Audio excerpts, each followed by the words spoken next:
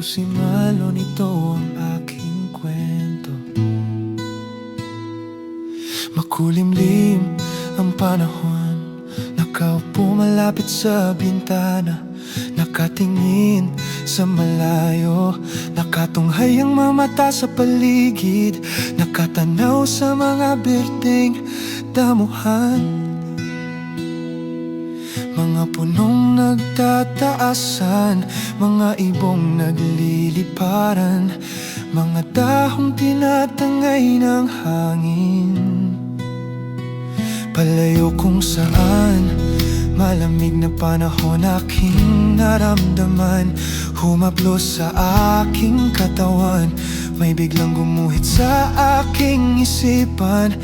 Alaala nung nakaraan, baling tanaw nung nakaraan, panahon sa gitna ng kalungkutan, napilit lumalaban mag-isa sa kagipitan. Mga panahong humahagilap ng pag-asa. Nang makilala kita, hindi mo ako iniwan, pinagpaalam mo at ako ay sinamahan. Wala kang pinipili kahit ako ay makasalanan, pagmamahal mo ay magpakailanman.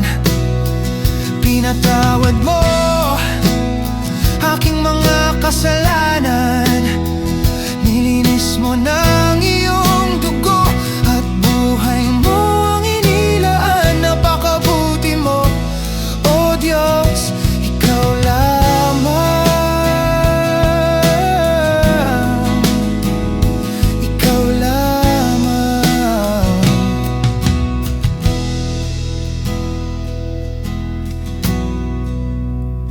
Naranasan lahat sa mundo na mapang-api at mapanghusga, kagipitan at pagdurusa. Tanging dama lahat ng nakikita ay dilim, liwanag di masilayan. Tanika lang bakal nakayakap sa katawan, higpit at lamig, hirap makahinga. Naranasan maging salat, walang-wala, parang di maabot ang mga pangarap.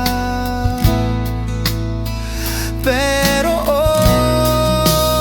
nang makilala kita, hindi mo ako iniwan, pinagbala mo at ako ay sinamahan.